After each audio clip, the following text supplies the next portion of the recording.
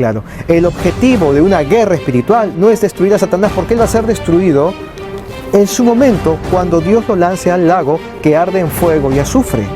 Allí será destruido. Pero entonces, si nuestro objetivo no es destruir al diablo, entonces, ¿cuál es finalmente nuestro objetivo? Porque ni a él lo destruiremos, ni a las potestades, ni a los principados. Ese no es nuestro objetivo. Entonces, ¿cuál sería el objetivo? Pues rescatar a aquellos que están bajo su dominio. Para eso sirve la guerra espiritual, para rescatar a aquellos hermanos que andan dormidos, siendo cristianos se han dormido, o la gente incrédula que no le interesa el tema de Dios, que no saben quién es Jesús, como en Japón. Tenemos que rescatarlos a ellos. El objetivo de la guerra espiritual es para rescatarlos a ellos, no para pelear con los demonios ni destruir a Satanás, porque nosotros no los vamos a destruir a Satanás. Por ello mismo, necesitamos, a través de esta guerra, romper todas las maldiciones y ataduras que recaen sobre todos nosotros y sobre nuestros hermanos. La única manera es destruyendo todas las maldiciones y ataduras mediante la guerra espiritual. Ahora bien, esto quiere decir que nuestra atención principal debe de estar centrada en las personas y no en el diablo. ¿Les queda claro?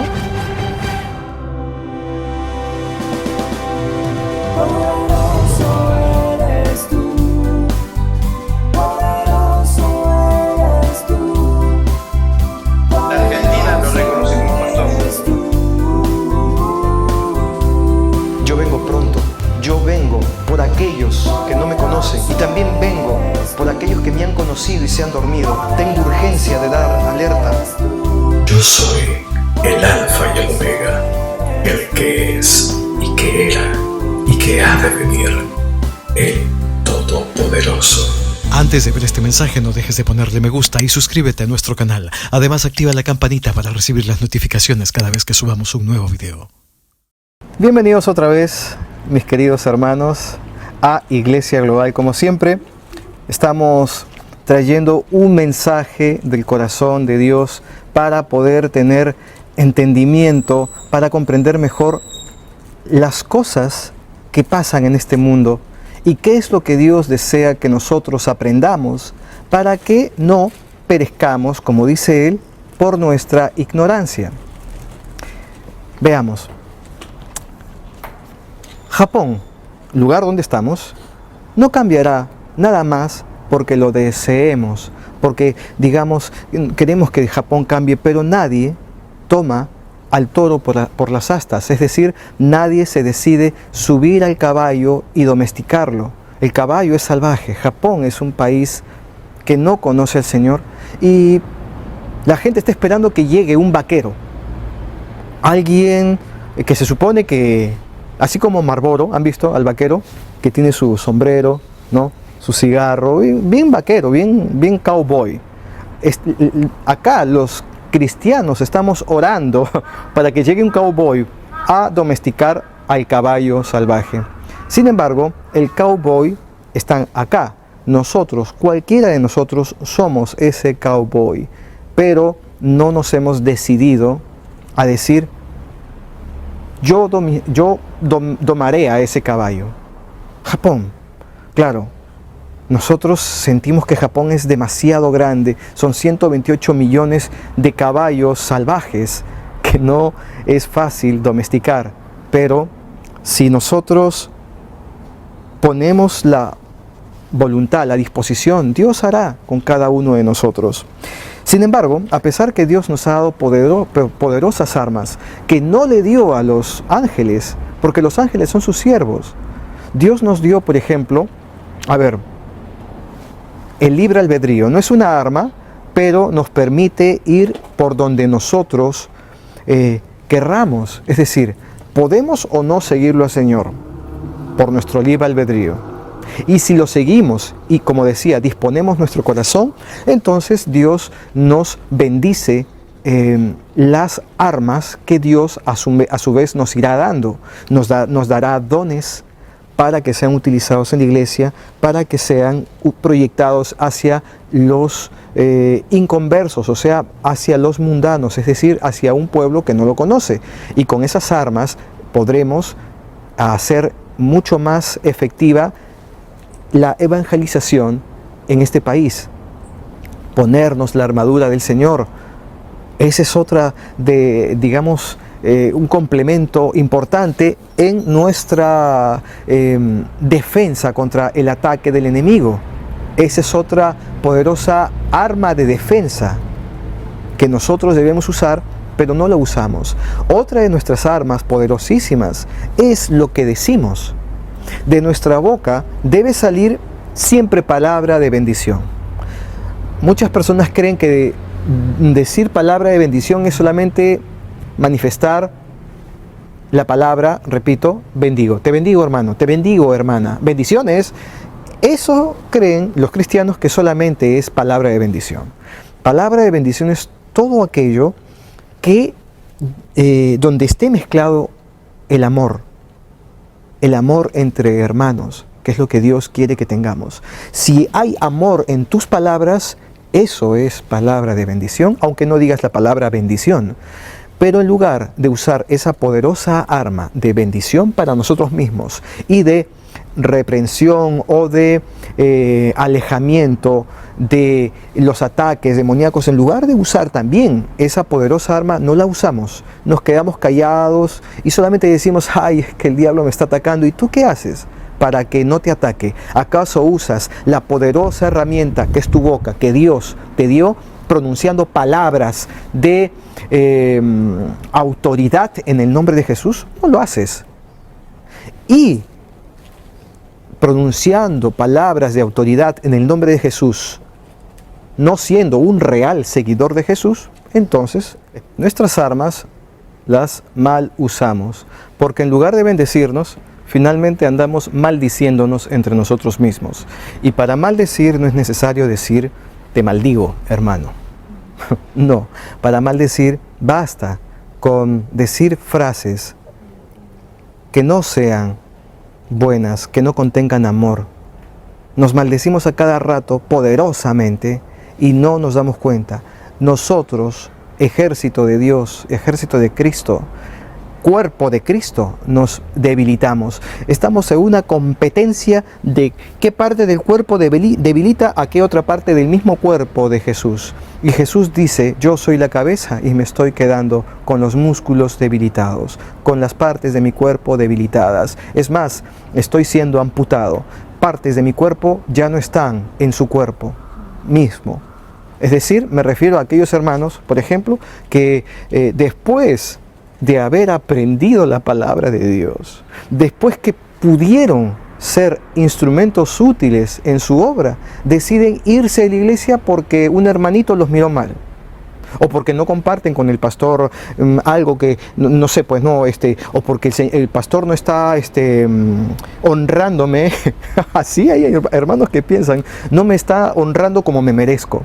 Es porque yo debería, no sé, ya haber subido de categoría o de nivel o de ciertas labores, ya me debería dar otras comisiones más importantes, pero el pastor me tiene como si fuera una ovejita más.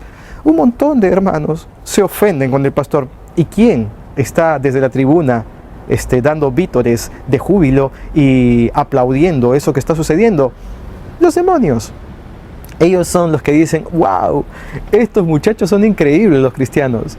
Aquellos que deberían hacernos frente a nosotros, los demonios, no nos hacen frente a nosotros, hacen frente entre ellos mismos. Pobrecitos. Y no lo saben, pero no digan nada, no les vayan a decir, sino, bueno, ustedes ya, de ustedes depende. Si quieren trabajar, ya abran su bocota. Porque así como estamos, prácticamente estamos de vacaciones, muchachos. No digan nada a los hijos de Dios. Nosotros, los demonios, tenemos que mantenernos en silencio. Porque así como están, también se están destruyendo solos. Hijos del Señor que van a la iglesia y después que aprenden, que no sabían nada tal vez, y aprenden, cuando aprenden, en lugar de ser útiles para Dios y la difusión de su palabra, el evangelio, llevar la palabra de salvación, ¿qué es lo que hacen? Se dan se sienten ofendidos y se van de la iglesia. Digámoslo así, se van de vacaciones de la obra. Y algunos pueden decir, esa prédica es para mí. Sí, es para ti. Muchos en YouTube ven las prédicas y a veces me dicen, pastor, no sé por qué, pero me da la impresión, y no son de Japón, estoy hablando de gente de diferentes partes del mundo, me dicen, pastor, yo sentí que esa prédica es para mí. Yo un día puse una enseñanza titulada La masturbación y el cristianismo. Y uno me escribió, pastor, eso me pasa a mí. O sea, por alguna razón, muchos hermanos entienden que determinadas prédicas va para ellos y a algunos les cae muy bien que sea esa prédica diseñada en el corazón de Dios para ellos. Y a otros hermanos les cae pero pésimo que sentirse como que el pastor los está, aunque no los conozca, los está señalando a través de su dedo digital mediante el internet en un servidor llamado YouTube. El Señor conoce nuestros pecados, conoce nuestros corazones y el Señor los exhorta mediante palabras claras y contundentes a volver al redil, o sea, para volver al buen camino, para que peleen la buena batalla y no se den las buenas vacaciones. Amén. Por eso mismo, ¿qué tenemos que hacer? Simplemente pedirle a Dios, Señor, haz con nosotros lo que hiciste con Salomón, danos sabiduría. Porque si no nos da sabiduría, solo aprenderemos la palabra tuya para nuestro beneficio, y si nos ofendemos de la iglesia, nos damos vacaciones espirituales y nos alejamos de Dios. Pero Dios dice, si estás muerto, los demonios harán lo que quieran contigo. Yo no te quiero tibio, yo te quiero caliente, yo te quiero lleno de mi Espíritu Santo. Eso dice Dios. ¿O crees que tal vez Dios va a decir, a ver, cuéntame cuál es tu problema con la iglesia? No, es que, Señor, el pastor me trató mal, o el hermanito no me saluda ya hace 2 semanas consecutivas. Yo he visto, he sentido de parte tuya que el hermanito tiene algo en contra de mí, ¿no? Tú me lo has revelado, yo sentí eso, ¿no? No, yo no te puse nada. Ah, ¿no fuiste tú, Señor? No, yo no fui. Pero bueno, como fuera, ya no voy a ir a esa iglesia por buen tiempo. O sea, me voy a dejar extrañar, ¿no? Que sientan mi ausencia, porque yo era muy útil, ahora que sientan mi ausencia. Hasta que pase un tiempo prudencial, ahí volveré. ¿Qué opinas, Señor? ¿No te parece que estoy actuando bien? Y Dios te diría, no, mal haces en alejarte. Porque si estás lejos de mí, no, de ti, Señor, no estoy lejos, yo estoy bien cerquita a tu corazón. No. Si tú no formas parte de mi cuerpo, porque mi cuerpo es la iglesia, porque yo soy la cabeza de la iglesia, y si tú no formas parte de mi cuerpo y te vas de mí, entonces estás enfriándote. Conmigo te vas a mantener caliente, pero frío no te quiero. Pero Señor, yo no estoy frío, yo siempre estoy caliente en ti, leo la palabra, siempre, Señor, siempre yo leo la palabra, veo, bueno, ahora que no estoy yendo a la iglesia, veo prédicas en internet, de verdad son muy edificadoras, Señor. O sea, te pondría tal vez, Jesús, un ejemplo. A ver, tal vez no entiendes. Digamos, hablemos de fútbol, mi querido hijo. Digamos que tú eres miembro integrante de una selección nacional de algún país de Sudamérica. Pongamos, a ver, tú eres, no sé, de la selección de Chile. ¿Ok? Chi, le, viva Chile. Digamos, yo soy peruano, pero se me ocurrió ese nombre, ¿ok? Entonces, el pisco es, ¿de dónde? Peruano, ¿no? Ay, lo dijo una hermana chilena. Ok, bueno, ya, el pisco es de Dios, ya, no molesten, ¿ya? Dios lo creó. Ok, entonces, supongamos que tú eres miembro de la selección chilena y resulta que no compartes con el director técnico porque algo hizo que dolió tu corazón lo que te dijo el director técnico, o sea, el pastor, ¿no? De la selección, o sea, de la iglesia, y tú te fuiste, ya no entrenas, ya te saliste de la selección. O sea, tú, claro, formas parte de la selección, pero no estás ahora asistiendo a los entrenamientos, no te interesa volver a reunirte con los hermanitos, es decir, con el equipo de los 22 jugadores que forman parte de la selección, ya no entrenas con ellos. Pero fíjate, neciamente, te diría Jesús, neciamente tú mismo te autoengañas diciendo, no importa, pero yo voy a ir al mundial. el próximo mes vamos a jugar contra Argentina. Y yo voy a jugar porque el Señor me ha llamado y yo sé, o sea, el entrenador, yo estoy seguro que el entrenador me va a convocar o cuando yo aparezca ahí en la cancha, él me va a decir, ay, te hemos estado extrañando, te necesitamos para el encuentro de hoy, pasa para que juegues, ¿no? Más o menos así está pensando el hermano. Diría Jesús le diría esto a ese hermano que se fue. Hijo, ¿tú crees que va a ser así? Ahora, supongamos que llega el momento del encuentro, ¿no?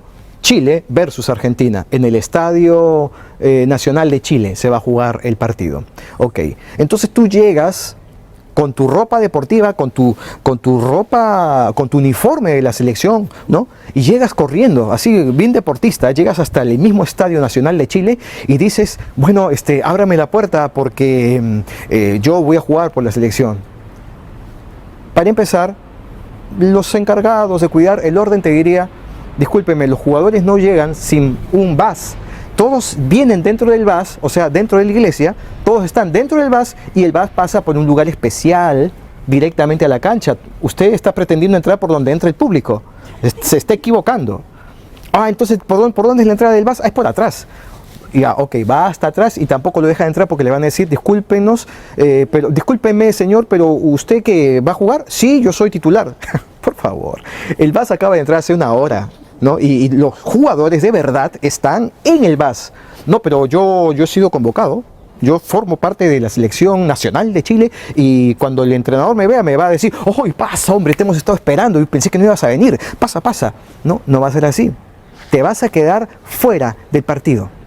Si no formas parte de la selección nacional, no vas a poder jugar contra el rival.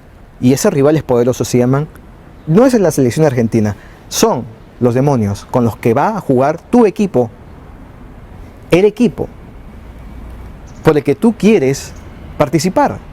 Sin embargo, estando fuera de la selección, tú crees que sigues convocado, te crees parte integrante del equipo y te estás equivocando. Dios no va a usarte como podría usarte si formaras parte de su cuerpo. Te convertiste en miembro externo.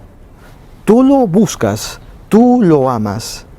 Está bien, pero simplemente estás fallando en algo importante. No te estás manteniendo caliente, sino más bien tibio. Te alejaste de todo el mundo, te peleaste con todo el mundo. Te peleaste con los hermanos, o con el pastor, o con todos finalmente. Y dices amar a Dios. Y Dios dice, ¿dónde está ese amor que tú dices sentir por mí? Si los siervos hacen lo que su Señor les pide, les manda que hagan. Yo les dije, ámense entre ustedes mismos. ¿Y qué dices tú? No es que no ames, sino que solamente no comparto. Estás odiando y finalmente maldiciendo a tus hermanos, sin decir maldiciones, sin decir te maldigo. Estás maldiciendo con tus actos, con tus palabras. Estás dañando la obra mía, mi cuerpo, mío. Y estás beneficiando la obra del diablo, haciendo lo que el diablo quiere y no lo que yo quiero. Yo quiero que estés en mi cuerpo, conmigo, y no dándole lecciones a ningún hermanito que te ofendió. De eso me encargo yo. Yo soy el que dirige, yo soy la cabeza, ¿no te quedó claro? Yo soy la cabeza, tú eres parte del cuerpo. La cabeza dice, brazo, muévete, y el brazo se mueve, pero no, el brazo tiene vida propia y dice, me voy, y se va el brazo. ¿Así funciona? Es impresionante. Pero nosotros estamos tan equivocados, nos sentimos tan cerca de Dios. Simplemente estoy diciendo que personas que nos decimos cristianos y que vamos a una iglesia, cuando estamos en casa y nadie nos ve, en lugar de comer la buena comida, nos alimentamos con basura espiritual. Vamos a la iglesia, alabamos a Dios, lloramos, nos tiramos al piso. Señor, que nos úsame, Señor. Sí. Pero llegamos a casa y encendemos la televisión o vemos internet y nos alimentamos con basura. Basura. Lisuras en ese programa televisivo. Frases horribles. Eso, viéndolo y me imagino que tal vez hasta riéndose y divirtiéndose de esas frases. Por eso es que la gente se va de la iglesia y actúan con una falta de amor para con los demás porque se alimentan con lo que el diablo les da. Dios dice, no puedes estar en amistades con el mundo, o sea, con ese tipo de cosas.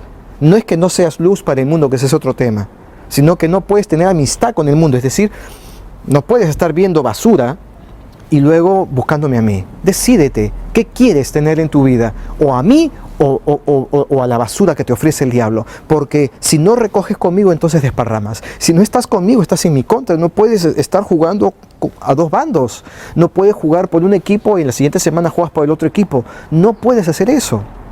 Pero los hermanos lo hacen. ¿Por qué? Porque todos lo hacen. Por eso el Señor dice, el camino es ancho para que se pierdan, porque todos lo hacen. Me imagino que Dios lo aprueba, lo acepta, porque todos lo hacen. Yo he notado, yo lo sé, todos lo hacen. Dicen entre sí los hermanos y se alientan en el error para seguir viviendo de esa forma equivocada.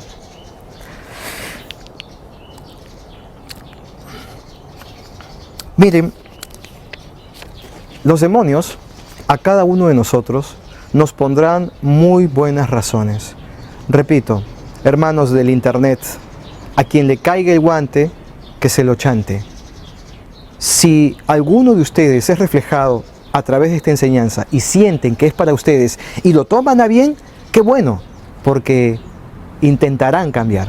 Y si lo toman a mal, entonces qué mal, qué triste, porque es muy probable que sientan que este pastor no conjuga con ustedes y van a buscar otro pastor que los bendiga, que les diga palabras bonitas, nada más.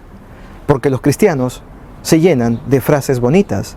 Los cristianos dicen, porque con el Señor soy más que vencedor.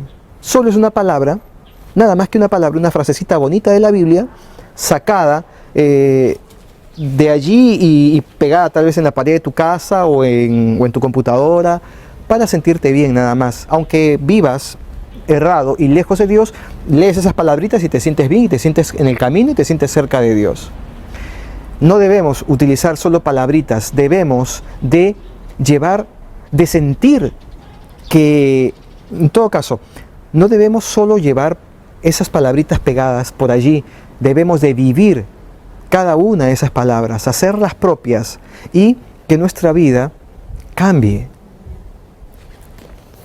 Entonces, como decía, los demonios te ponen buenas razones para que, y hablando del mismo tema, dejes la congregación donde Dios te puso. Siempre te va a poner muy buenas razones. Te van a decir, oye, creo que hay una falta de respeto contigo. Deberías más bien irte a esta otra iglesia porque ahí hay más gente. Ahí se está viviendo un avivamiento. Además es un edificio muy bonito, ¿no? Y son salones grandes, amplios, hay aire acondicionado, te vas a sentir muy cómodo. Ve allí, además el pastor predica cosas lindas.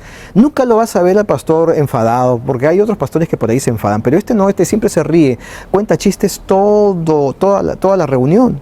Te vas a sentir bien, anda, y vas a ser bendecido. Eso te dicen los demonios. Y claro, tú crees que son tus pensamientos, cuando realmente los demonios son los que te hablan y te dicen cosas que aparentemente son lógicas, justas, correctas, y decides actuando como ellos te dicen, con esa justicia, con esa corrección, con esa lógica que crees que es, ¿no? Que estás actuando de forma lógica, pero no, te estás equivocando. El título de esta enseñanza es Derriba y construye. Derriba y construye. O derriba y edifica. ¿Qué significa derribar y construir? Pensemos un poco. Simplemente derribar. Imaginémonos que tenemos que derribar un montón de maleza, de árboles que están muertos en un terreno porque allí queremos construir nuestra casa. Entonces vamos a tener que trabajar bastante. Primero, antes de construir una casa, tendremos que derribar toda la maleza, todos los árboles, sacarlo todo, dejar el terreno limpio para poder luego colocar los cimientos de nuestra casa y construir. De eso es lo que les estoy hablando desde el comienzo. O sea, tenemos que limpiar todo lo que no es de Dios. La misma iglesia, limpiar todo lo que no es de Dios. Venimos nosotros con un montón de costumbres que no es de Dios cuando creemos que sí es del Señor. Tenemos que descauterizar nuestras mentes, dejar la religiosidad que simplemente nos aleja de Dios y nos hace que vivamos confundidos. Y en su lugar, obtener la claridad que solamente puede venir a través del Espíritu Santo, que Él es el que te da la luz, la claridad, el entendimiento para que puedas comprender lo que el Señor quiere que comprendas. Eso se llama empezar a construir. Una vez que ya derribaste, limpiaste todo, empiezas a construir en base a la palabra fiel de Dios, no en base a cierta mezcla de doctrinas baratas del enemigo que se filtran dentro de la iglesia y nos hace daño. Las doctrinas baratas del enemigo son tan peligrosas que parecen que vinieran de Dios, como ya he dicho en otras ocasiones. Entonces, Jeremías, quienes hayan traído sus Biblias, por favor acompáñenme. Jeremías capítulo 1, versículo 10. Mira que te he puesto en este día sobre naciones y sobre reinos, para arrancar, para destruir, para arruinar y para edificar, para derribar, para edificar y para plantar. Dios quiere que destruyamos todas las obras del enemigo en las diferentes naciones y reinos de este mundo. Que las destruyamos con Él, a través del poder de Dios. Pero tenemos que ser instrumentos de Él que lleven su palabra. Él está buscando hijos que se decidan por Él, que se entreguen definitivamente por Él, para Él, que sean siervos. Dios quiere a siervos. Nosotros tenemos, repito, el libre albedrío de buscarlo o no al Señor, pero podemos decidirnos por Él y llevar finalmente su palabra, para de esa manera poder destruir lo que el enemigo ha hecho a lo largo del tiempo, tirar abajo todas sus obras, para, como dice Jeremías 1, para arrancar, destruir, arruinar y derribar todo lo que ha hecho el diablo, y que en su lugar edifiquemos y plantemos la buena semilla. De esa manera podremos cambiar poco a poco este mundo. Este país tiene que conocer la palabra de Dios y nosotros lo vamos a lograr, porque así lo ha dicho el Señor. Los ojos de ustedes lo verán en corto tiempo. A ver, veamos. Mateo, capítulo 5, versículo 45. Amad a vuestros enemigos, bendecid a los que os maldicen, haced bien a los que os odian y orad por los que os ultrajan y os persiguen, para que seáis hijos de vuestro Padre que está en los cielos, que hace salir su sol sobre los malos y sobre los buenos, y llover sobre justos e injustos. Si amáis a los que os aman, ¿qué recompensa tendréis? ¿No hacen también lo mismo los publicanos? Y si saludáis a vuestros hermanos solamente, ¿qué hacéis de más? ¿No hacen también así los gentiles? Sed pues vosotros perfectos como vuestro Padre que está en los cielos es perfecto. ¿Por qué debemos orar los unos por los otros? Es algo que muchos se preguntan.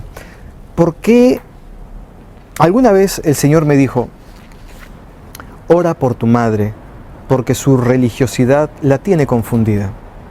Y yo me pregunté hace buen tiempo atrás, ¿por qué debo de orar por mi mamá? Claro, yo lo hago sin que nadie me lo pida, pero ¿por qué me dijo eso?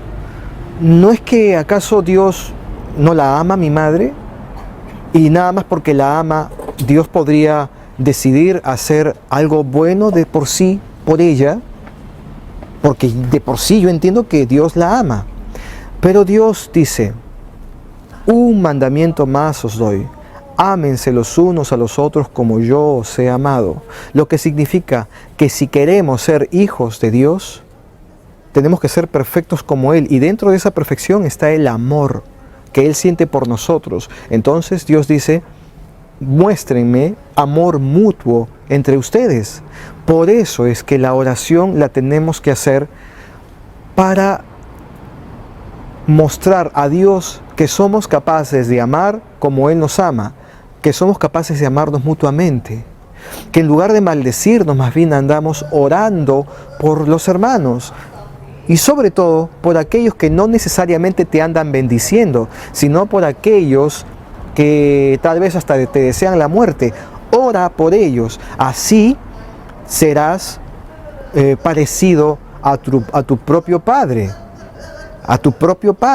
aquel que ama incluso a los que lo traicionaron.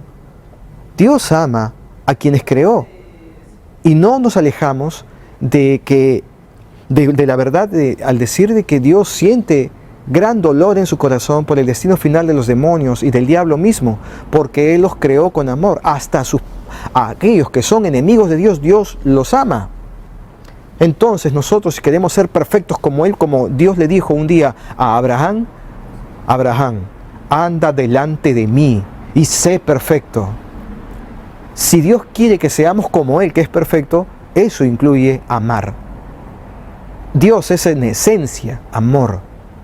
Y si nosotros no nos amamos, entonces no podemos ser llamados dignamente hijos de Dios. No podemos llamarnos hijos de Dios, porque no estamos siendo como nuestro Padre. Porque finalmente, si andamos odiando a nuestro Padre, entre comillas, entonces es el diablo. No seamos como el diablo, porque si no, Él pasará a ser nuestro Padre. Si hacemos lo que el diablo hace, odiar y destruir. Entonces, por eso debemos orar. Todo esto tiene que ver con el tema de destruir y construir, o de, en todo caso, como dice el título de esta enseñanza, que lo dije hace un instante, derriba y construye. Tiene que ver, y se los voy a ir narrando a lo largo de estos minutos que siguen. Precisamente, la religiosidad es uno de los grandes problemas de los cristianos que nos mantiene equivocados, dormidos, y creemos que Dios es religioso, así como nosotros somos religiosos. Dios se admira de nuestra religiosidad. La religiosidad viene del diablo. Esas son doctrinas, repito, baratas del enemigo.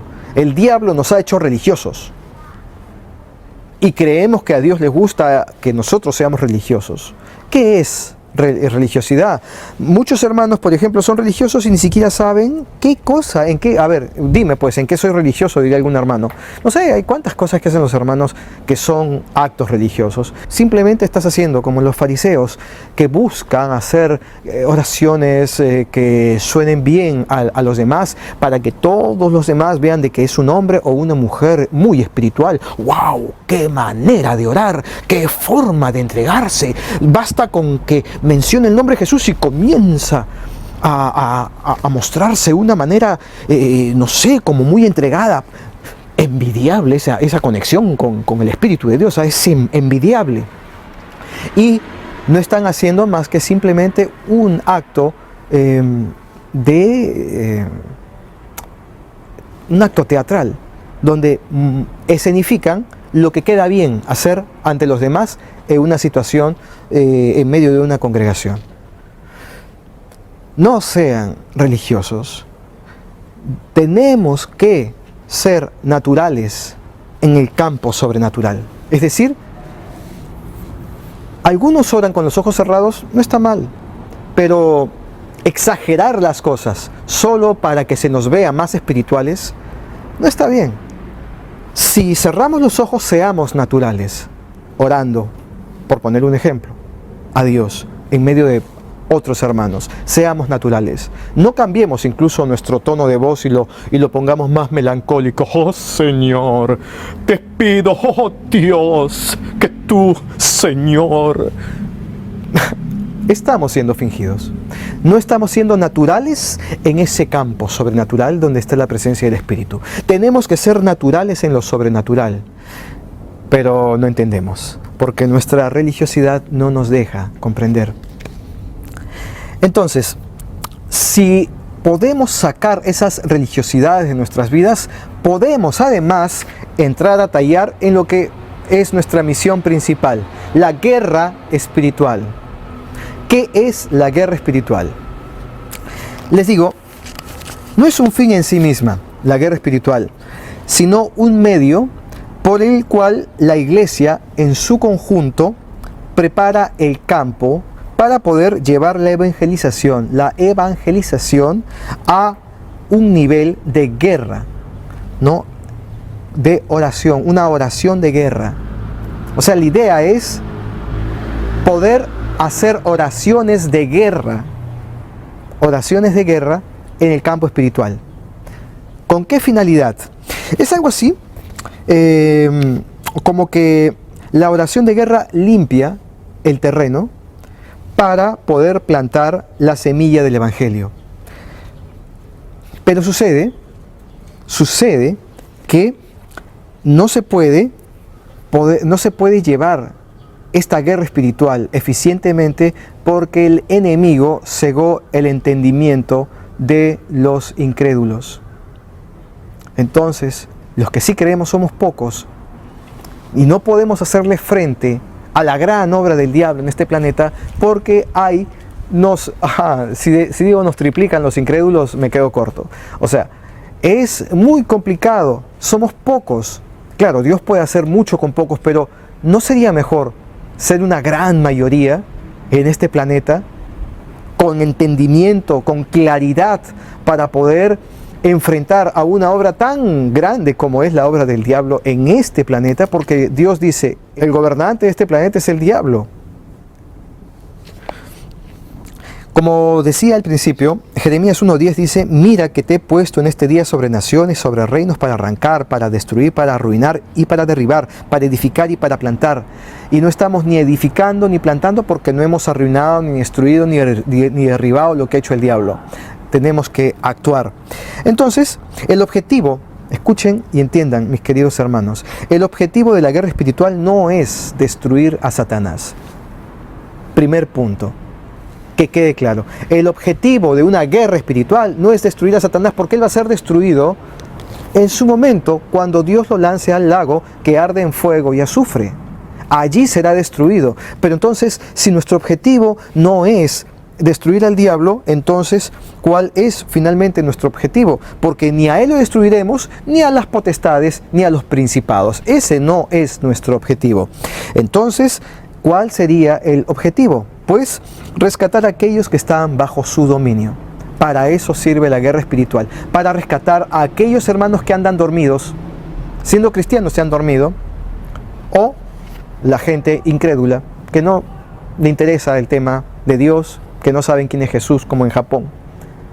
Tenemos que rescatarlos a ellos. El objetivo de la guerra espiritual es para rescatarlos a ellos, no para pelear con los demonios ni destruir a Satanás, porque nosotros no los vamos a destruir a Satanás. Por ello mismo, necesitamos, a través de esta guerra, romper todas las maldiciones y ataduras que recaen sobre todos nosotros y sobre nuestros hermanos. La única manera es destruyendo todas las maldiciones y ataduras mediante la guerra espiritual. Ahora bien, esto quiere decir que nuestra atención principal debe de estar centrada en las personas y no en el diablo. ¿Les queda claro? ¿Les queda claro? Amén. Vamos, buena. Así me gusta que estén despiertos. ¿Les queda claro? Amén. Ahora, las condiciones necesarias para ejercer autoridad, porque alguna vez un tipo en la antigüedad, no recuerdo su nombre, creo que no tiene un nombre específico en la palabra, en la Biblia, fue a reprender y a echar unos demonios de un hombre endemoniado que tenía varios demonios, eran 4, y estos decían, te conjuro en el nombre de Jesús, aquel que predica Pablo. Entonces, este demonio le dijo, hey, ¿quién eres tú? A Jesús lo conocemos y a Pablo también, pero tú ¿quién eres? Y se le fueron encima los demonios a estos 4 tipos, y estos 4 tipos salieron semidesnudos, corriendo por el campo, huyendo porque los demonios estaban persiguiéndolos. ¿Y qué significa entonces? Entonces, ¿no cualquiera puede echar demonios? No cualquiera.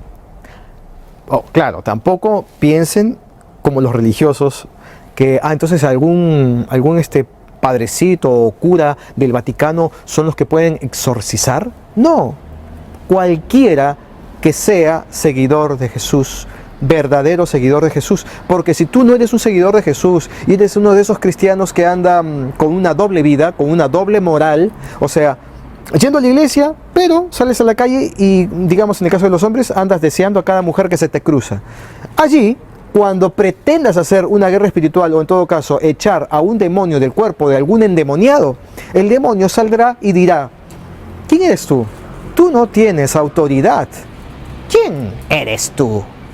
Con esa voz, tú no tienes autoridad para echarme. Si tú tienes más demonios que la persona donde está ese demonio, tú tienes más demonios que esta persona donde estoy yo, tú no me puedes echar. Porque como decía Jesús, ¿acaso un reino se podría levantar en contra de sí mismo? No puede. Entonces un endemoniado no puede echar a otro endemoniado, porque se entiende que si estás endemoniado es porque estás alejado de Dios. Por más que tú quieras acercarte, te acercas, pero si tienes los demonios dentro, entonces tu acercamiento solo queda en un buen deseo nada más, pero algo te aleja finalmente de Dios, porque tienes demonios hasta que son echados. Y luego de echados, mantienes tu casa limpia y esforzándote para que no se vuelva a ensuciar con tus malos pensamientos o con tus malos actos o con las cosas malas que finalmente tú de alguna manera hagas.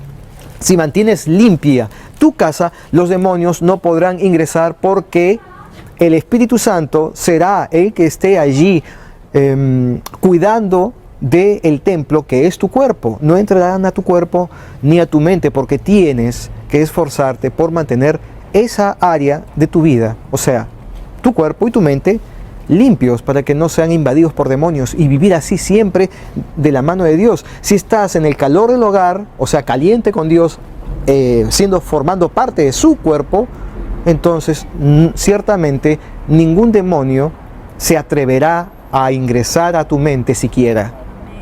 Ok, entonces, como dice en Mateo 16:16, tenemos que tener fe arraigada en Jesucristo. Mateo 16:16 dice, respondiendo Simón Pedro, dijo, tú eres el Cristo, el Hijo del Dios viviente. En pocas palabras, estaban asegurando en fe de que a quien tenían al frente era a Jesucristo, el Hijo de Dios. Si no tienes fe, no tienes autoridad para hacer nada. Sin fe no agradas a Dios. Entonces, uno de los requisitos importantes para poder hacer la guerra espiritual es tener autoridad. Y tener autoridad equivale a tener fe 100%, 101% en Jesús. En que Él es el Dios y en que Él tiene poder sobre todo principado y potestad, sobre todo ente demoníaco, sobre todo, como dice la palabra de Dios, toda rodilla se doblará ante su presencia. De los buenos y de los malos. Todos respetan y obedecen a Dios y a sus instrumentos. Aquellos que son verdaderos hijos de Dios. Y los verdaderos hijos de Dios son los que hacen su voluntad. Unidad. Otro argumento más que forma parte de las condiciones para poder hacer guerra espiritual en base a la autoridad. Si no hay unidad, no hay la condición suficiente para que una iglesia, como cuerpo de Cristo, pueda defenderse del ataque y más bien atacar y destruir, como dice el título de esta enseñanza, derribarlo todo para poder construir la verdadera iglesia. Entonces, como dice en Mateo 18:19 respecto de la unidad, dice el Señor, otra vez os digo, que si dos de vosotros se pusieren de acuerdo en la tierra acerca de cualquier cosa que pidieren, les será hecho por mi Padre que está en los cielos. Eso equivale a unidad. Si nosotros como iglesia nos ponemos de acuerdo para que Dios obre de alguna manera en algunas que nosotros estamos solicitando para que genere un avivamiento. Un avivamiento nacerá en una iglesia cuando todos, sin egoísmos, sin corazones distanciados mutuamente, con una actitud limpia y sincera entre nosotros mismos y ante Dios, cuando una iglesia se convierta en un solo cuerpo, porque, digámoslo así, nunca algún órgano tuyo de tu cuerpo detestó estar dentro de tu cuerpo. Tu corazón no detesta estar dentro de tu cavidad torácica.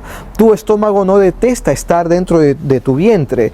Tus pulmones no detestan estar dentro de tu espalda.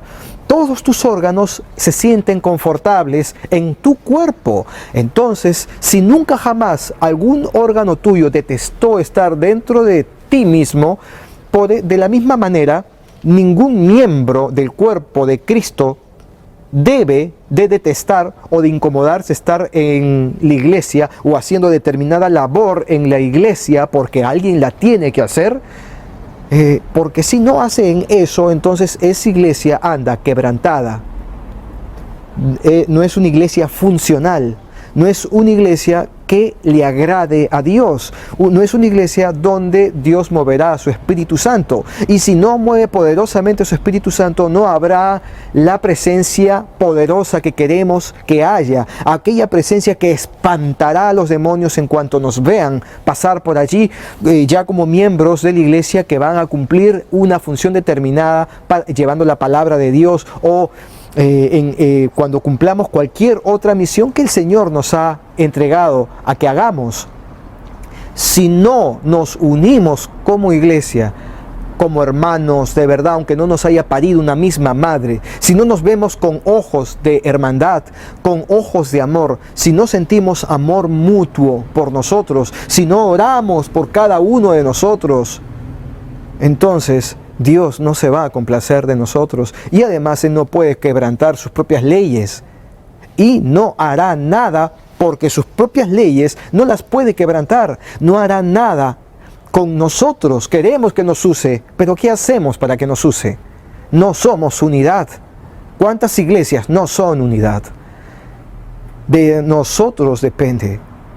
Si somos unidad, Dios hará. Si no somos unidad, Dios no hará. Condiciones que resisten la autoridad espiritual. Esto es bastante obvio.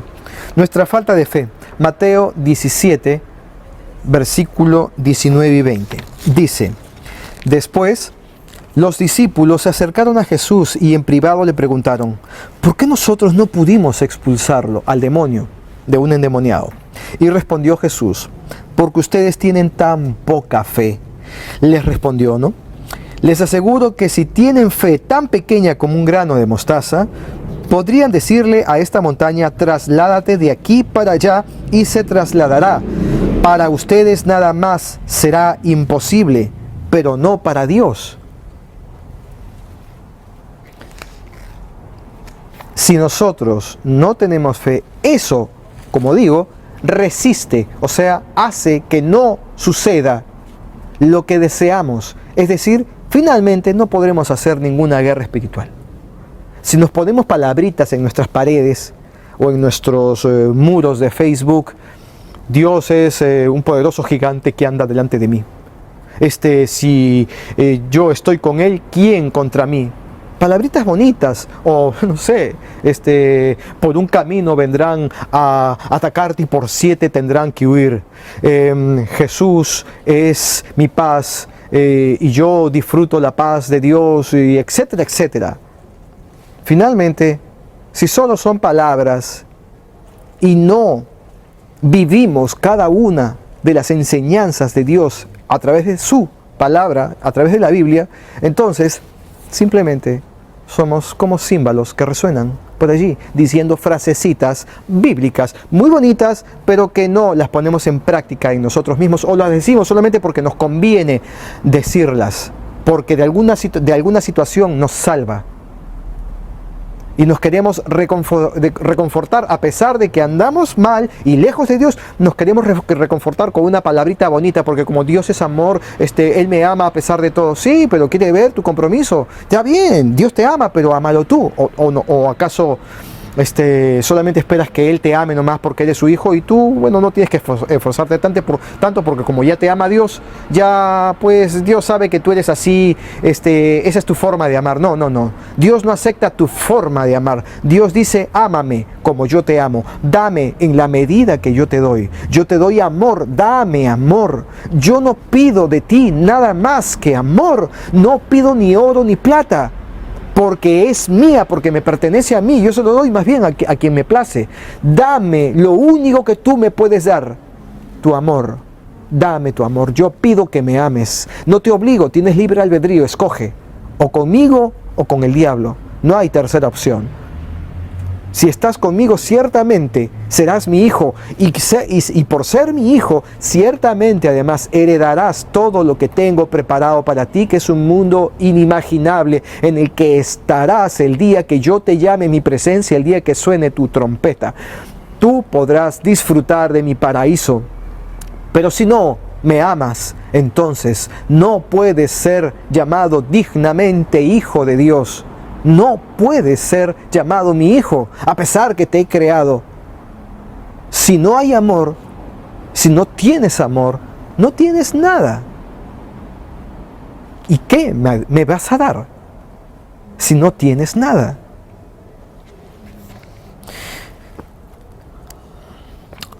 Una comunidad incrédula, digamos un grupo de oración, una congregación, etc., tiene graves problemas, como dice en Marcos 6:5, y a la letra lo leo. Y no pudo hacer allí ningún milagro, Jesús, salvo que sanó a unos pocos enfermos, poniendo sobre ellos las manos. Y estaba asombrado de la incredulidad de ellos, y recorría las aldeas de alrededor enseñando. Lo que les estoy diciendo. Si Dios ve incredulidad en un grupo humano, congregación, grupo de oración, iglesia, lo que sea, no podrá hacer nada, por más que lo desee. No puede. Tú lo apagas, Tú haces que no ocurra. ¿Quieres milagros en tu congregación, en tu grupo de oración o donde estás? Entonces, ¿por qué no tienen fe? ¿Por qué solamente su fe suena de boca para afuera, pero en su corazón no tienen fe? De boca, el Señor dice, todos me alaban a través de su boca, pero el corazón de cada uno de ellos está apartado de mí, lejos de mí. Entonces, ¿qué podemos hacer? Cambiar nuestra actitud. La fe se enciende tan rápido y fácilmente como cuando uno va a su habitación, abre la puerta y está todo oscuro, tocas el interruptor de la luz y se produce la luz. Y ahí está la luz. La fe se activa a esa velocidad. No necesitas, es que yo necesito un tiempo para no sé, para que mi fe vaya creciendo. No. Es rápido. A ver, si por ejemplo, tú quieres que tu papá te dé tu mesada el día domingo. A ver, Pablo, hermano Pablo, ¿tú todavía tienes, qué edad tienes? ¿17, 18? 16. Mira, pues bien alto eres, ¿no? Pareces de más. Ok, yo te imaginaba con hijos. 16. Entonces, imagínate que Miyuki te llama por teléfono, ella es tu novia, y te dice: "Aló, Pablo, Mashi. ¿Quién es?", dice tu mamá. ¿Quién? "Ah, no, un amigo que quiere estudiar conmigo", dice. "A ver, me voy al baño a hablar con él". Entonces, hablas con Miyuki. "Miyuki, es que no, acá está mi mamá. Sí, dime que... Pablo, ¿podemos ir al cine?". "Oye, el cine", y se busca los bolsillos Pablo. "Uy, no tengo plata, no tengo dinero. ¿Qué hago? Le voy a hablar a mi papá que me dé plata. Necesito plata. Ojalá me dé. A ver, voy a hablar con mi papá. Mira, ¿sabes? En 10 minutos yo te respondo si podemos ir al cine el domingo, ¿ya?". Entonces corta y se va. "Papá, porque Pablo tiene una vocesota ya, ¿no? Grandote después, ¿no? Papá, yo quisiera hablar contigo un momento de hombre a hombre". "Ok, hijo, ven para acá, siéntate". "Ok, ¿qué deseas? ¿Qué necesitas?". "No, papá, que el día domingo me gustaría ir a la biblioteca para estudiar, pero ahí están alquilando los libros". "¿Así? ¿Cuánto necesitas?". Necesito, no sé si podrías darme unos 10.000 yenes, son como $100, ¿eh? Unos 10.000 yenes. "¿Oh, tanto? Sí, es que quiero estudiar mucho". Ok, te dice: "Mira, hijo, ahora no tengo la plata, pero te la doy el domingo antes que salgas". "Ah, ok, gracias". Y tú agarras el teléfono rápido. Miyuki, no es M más abajo. Miyuki, aquí está, Miyuki. "Aló, Miyu, hola. Sí, ya, hecho, el domingo nos vemos, pero no vengas a mi casa, espérame en la esquina. Cuando estés en la esquina me llamas, ¿ya?". Sí, no es que, ya, después te explico. "Ya, pues, ok, ya, chao". Yo también. Sí, yo también, el doble. Ahorita no puedo. No puedo. Ah, no te molestes. Bueno, ya está bien. Ya, chao. Entonces se despide por el domingo. Dime tú, Pablo, tú tendrías que pensar y decir, ay, no sé, yo tengo fe en que mi papá me va a dar la plata. Yo tengo fe en mi papá porque yo sé que él me va a dar la plata. No necesitas ni siquiera decir, yo tengo fe, yo tengo fe. No, tu papá te dijo que te la va a dar y te la va a dar. ¿O acaso miente? Te la va a dar. Entonces, ni siquiera deberías decir, ay, no sé, yo tengo fe, voy a orar para que mi papá me dé la plata. No necesitas ni orar, no ores, te la va a dar porque dijo que te la va a dar. Entonces llega el domingo y le dices, papá, ya voy a salir. Ah, ya dijo, y te da los 10,000 yenes. Cumplió, te lo dio. O sea, no tenías que tener fe, entre comillas, porque ya tú creías en él sin necesidad de la fe. De la misma manera, nosotros los cristianos que estamos empezando en el camino de Dios, Dios nos dice, tienes que tener fe para que lo que quieres que se haga realidad en tu vida se cumpla. ¿Ok? Pero otros cristianos incluso pueden decir, Señor, yo no tengo fe. ¿Cómo así? Es que, Señor, tener fe es algo así como decir, ay, yo tengo fe que mi papá me va a dar algo. Y, Señor, yo estoy más allá de la fe. Estos son cristianos a otro nivel. Tú estás en un punto de credibilidad total, donde la fe, si bien es cierto, pasas por ese camino de la fe, estás en la fe. O sea, no vamos a decir que eres alguien sin fe. No, estás en el camino de la fe, pero ya tú pasaste la fe que va atrás. Tú estás más allá de la fe. Y en ese más allá de la fe, tu relación con Dios es distinta. Es, Señor, yo no necesito de sugestionarme tanto con que va a ser así porque tú no eres hombre para mentir, ni hijo de hombre para no cumplir con lo que prometes. No, yo sé que tú me vas a dar esto, me vas a bendecir en aquello, o me vas a usar de la manera que has dicho, solamente tengo que esperar que se cumpla el tiempo. Nada más, yo lo sé, yo estoy más allá de la fe contigo. Mi trato contigo ya sobrepasó la base inicial de la fe. Yo estoy en una relación donde creo simplemente y espero en ti. Eso es la fe, el comienzo de tu relación con Dios. El comienzo. Comienzas por la fe, pero vas más allá después. No te detengas solamente en el inicio. En el mismo camino de la fe llegas a un punto mucho más cercano, más distante de la fe y más cercano a Dios. Que no suene mal lo que digo, porque estás transitando el mismo camino, solo que te vas más lejos y te acercas más al Padre, dentro del mismo campo de la fe. Pero llegas a un nivel donde la fe crece tanto que puedes decir, Señor, ya yo no me manejo ni por fe, me manejo porque te creo, porque tú eres mi Padre, porque he comprobado que estando siempre a tus pies, habitando en tu mismo templo, estando a la sombra de tu presencia, siempre voy a estar protegido por ti y bendecido por ti y seré usado de la manera que tú quieres que sea usado. Eso es la fe, el comienzo de toda tu relación con Dios. Por eso decía Jesús, si por lo menos la fe de ustedes fuera tan pequeña como un grano de mostaza. Ay, es que Señor, o sea, no tengo que tener mucha fe. Empieza así. Ten fe pequeña y vas a ver cómo irá creciendo. Pero comienza por lo menos con un poquito de fe. Comienza por ahí, es el inicio de todo, de toda tu relación conmigo, dice Dios. Ese es el inicio. Pero bueno, ese es el problema de la iglesia. Otro de los motivos es la práctica del pecado. Gálatas 4:9 dice, pero ahora que conocen a Dios, o más bien que Dios los conoce a ustedes, ¿cómo es que quieren regresar a estos principios ineficaces y sin valor? ¿Quieren volver a ser esclavos de ellos?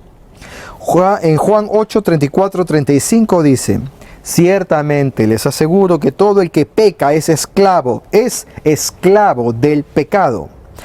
Respondió Jesús, ahora bien, el esclavo no se queda para siempre en la familia. Está hablando Jesús de que antiguamente los israelitas tenían esclavos. Así, por ejemplo, Abraham y Sara tenían una esclava egipcia que se llamaba Agar. ¿Se dan cuenta? Entonces, si tú tienes un esclavo entre tu familia, ese esclavo, así como Agar, que tuvo por hijo a Ismael, pues que finalmente era el hijo de Abraham, dijo que podían irse, que no había problema, que se vayan de su tienda, de su pueblo, que se vayan en libertad. Como dice Jesús, porque el esclavo nunca se queda en la familia para siempre, pero el hijo sí se queda en ella para siempre. Entonces, si somos esclavos del pecado, no, y está siendo muy claro, no serán parte de mi familia. El esclavo no se queda en la familia para siempre. O sea, como dice la palabra de Dios, yo no podré contender con tu espíritu, mi espíritu no podrá contender con tu espíritu siempre. O sea, yo te exhortaré, te mandaré instrumentos, te hablaré todo el tiempo para que regreses a mí, porque tibio, no te quiero tibia, no te quiero. Te quiero llena de mi espíritu. Entonces, como mi espíritu no contenderá contigo siempre, es decir, como mi espíritu no estará detrás de ti todo el tiempo porque yo tengo un límite. Entonces, si me desprecias, yo también me alejaré de ti. Y como no va a ser siempre, entonces Jesús dice, el esclavo no será esclavo y vivirá en la familia siempre, en algún momento se irá. Está diciendo lo mismo que acabo de hacer mención sobre que mi espíritu no contenderá con el tuyo para siempre. Entonces, equivale a que se irá. ¿A dónde? No va a ser a un buen lugar. En cambio, el hijo sí se quedará en la familia siempre. El hijo conocerá la gloria de Dios, irá al paraíso alguna vez, y el esclavo, que fue esclavo del pecado, a pesar de que Dios lo trató de llamar a su presencia, al final se irá al infierno o, lo que es peor, al lago que arde en fuego y azufre. Pero las maquinaciones, y seguimos con este tema en la parte final, las maquinaciones del enemigo son el principal obstáculo, los cuales son el engaño y los ataques, etcétera, etcétera. Y así dice en 2 Corintios capítulo 2, versículo 11, para que Satanás no se aproveche de nosotros, pues no ignoramos sus maquinaciones. Tenemos que estar atentos, entender que el diablo trabaja y los demonios también. Nadie puede decir, no, es que yo me cubro con la sangre de Cristo y a mí no me tocan. Te van a tocar, te van a tentar todo el tiempo. ¿Ok? Si eres un cristiano muy entregado en la palabra de Dios, anda buscando al Señor, no tienes ningún demonio dentro, ¿ok? Porque los que pudiste haber tenido fueron expulsados en alguna sesión, en algún trabajo de liberación, lo que fuere. Estás sin demonios. Eso no significa que si no tienes demonios, no significa que los demonios no te dejarán de tentar. Un cristiano sin demonios igual será tentado por algún demonio todo el tiempo. Todo el tiempo. Miren, el problema con esto, y voy a explicar sobre la bomba atómica. Ustedes que creerán que me estoy saliendo del tema, pero van a comprender cuál es la idea de esto. Voy a explicar, antes de entrar con esta última parte final que estoy seguro que les va a aclarar todo el panorama, les quiero seguir haciendo mención de esto último. Entonces, la autoridad de Dios depositada en manos de nosotros es aquella que permite que sus hijos, con esa autoridad, puedan liderar una congregación, un grupo de oración, una iglesia, puedan llevar la palabra de Dios mediante la autoridad que el Señor ha depositado en nuestras manos. Y de eso tenemos muchos casos bíblicos incluso. Por ejemplo, en Éxodo, en el capítulo 14, versículo 15, Moisés, en base a la autoridad que Dios le dio, abrió el mar rojo con su cayado, con su vara, abrió el mar rojo en el nombre de Dios, con la autoridad depositada en él, abrió el mar rojo con la autoridad. O sea, hay hombres que Dios usa para que tengan la autoridad. Claro que cuando Moisés estaba abriendo el mar rojo, Moisés no pensó esto. ¡Wow! Esto estoy seguro que se va a escribir en la Biblia. Sí. Bueno, y como se va a escribir en la Biblia, a ver, ¿qué más haré? Algo que se vea bien, que quede como para que haya un buen recuerdo de mí ahí escrito, ¿no? A ver, ahora, ¿qué debo hacer? ¿Me arrodillo? Algo así para que... Pero de todos ellos, de todos los que me están viendo, ¿quién será el que comience a escribir esto que yo estoy haciendo? Finalmente fue el mismo Moisés que escribió aquellas experiencias, ¿no? En el Pentateuco. Pero fíjense, Moisés no sabía que estaba escribiendo algo que iba a quedar perpetuado, o sea, que iba a quedar para siempre en el conocimiento humano. Cada uno de los personajes que han hecho algo dentro de la obra de Dios, aquellos hombres que han sido instrumentos importantes en la obra de Dios, no sabían que estaban formando parte de lo que más adelante sería llamada la Biblia, el libro de Dios. No lo sabían, simplemente actuaban en base a fe y obediencia. Nada más. Ellos hacían y obedecían y Dios hacía el milagro. Y todos quedaban perplejos, anonadados. Ahora, Elías, en 2 de Reyes, capítulo 2, versículo 7, dice, y dividió las aguas del río Jordán, solo por hacer mención de algo pequeñito. Elías también dividió las aguas y él caminó sobre seco, por la autoridad de Dios en un hombre. Del mismo modo, Pedro, en Hechos 5, pronunció la palabra de muerte a Ananías y Zafira, y ellos murieron cuando pretendieron Ananías y Zafira engañar al Espíritu Santo. Pedro dijo con autoridad que ellos perderían la vida por el poder del Espíritu Santo, y así fue, porque fueron hombres con autoridad de parte de Dios. Y algunos, tal vez religiosos, podrían decir, bueno, pero esos son antiguos, ¿no? Y esos estaban bien cerca del Señor. Dios los usaba poderosamente. Además, Pedro caminó con Jesús. Bueno, Moisés no necesariamente, o Abraham tampoco necesariamente, o bueno, aunque hay un capítulo donde Abraham sí comió incluso con Dios mismo. Pero Pedro caminó todos los días prácticamente durante 3 años y medio junto a Jesús, como que Pedro tenía más autoridad. No es que uno tenía más y el otro un poco menos. Cualquiera, como he dicho hace minutos atrás, puede tener la autoridad que Dios le da, solamente si se convierten en sus siervos y son fieles a su palabra y obedecen los 10 mandamientos, y no solo ello, sino que andan arrepintiéndose de sus pecados y manteniéndose en constante oración, como dijo Jesús, para que no sean tentados por el diablo, para que puedan superar sus tentaciones o para que puedan superar todas aquellas cosas que sin querer nos alejan de Dios. Si nos mantenemos agradando a Dios, entonces Dios te usará y tú tendrás autoridad y podrás abrir mares rojos. No te sorprendas de ello. Ahora, lo que les dije, y con esto cierro, la bomba atómica. Ok, ¿qué es esto? Les explico. Nosotros somos pecadores, ¿ok? Y nos sentimos tan mal con algún pecado que hacemos que nosotros mismos no nos perdonamos porque sentimos que es un gran pecadote. No nos perdonamos nosotros. Dios ya nos perdonó, pero nosotros somos los que no nos perdonamos ese tremendo pecado que hemos cometido. Los pecados, Dios nos hizo perfectos a nosotros. Porque Él es perfecto, hizo seres perfectos. ¿Y qué pasó? La imperfección vino a través del pecado original. Por allí vino todo. Y el diablo comenzó a destruirnos desde ese momento. Y nos hizo consumidores de pecados. Y vamos al mercado de pecados para comprarnos un pecado, el pecado de la semana, la oferta de la semana. Vamos a comprar un set de pecados, como dice en Japón, un seto. Es decir, a ver, señor vendedor, ¿qué es lo que tiene? Y está el demonio con su cola, todo. Un demonio mismo.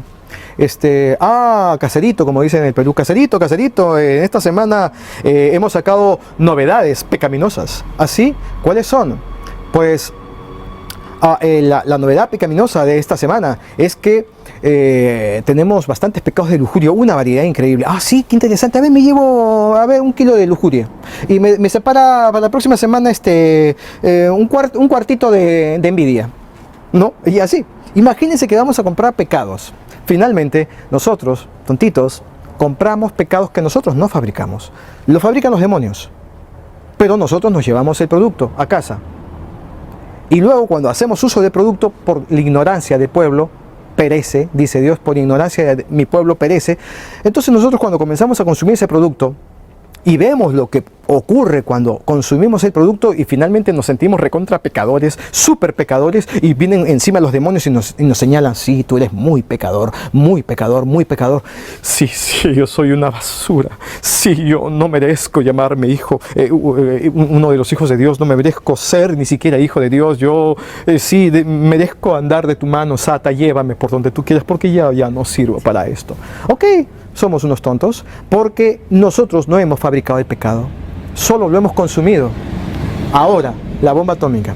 Supongamos que alguno de ustedes compró el pecado llamado bomba atómica y luego lanzan la bomba atómica a Hiroshima y matan un montón de gente y se sienten tan mal de haber matado, no sé, 40.000 japoneses, porque si es que el pecado que he cometido ha sido gravísimo, muy grande.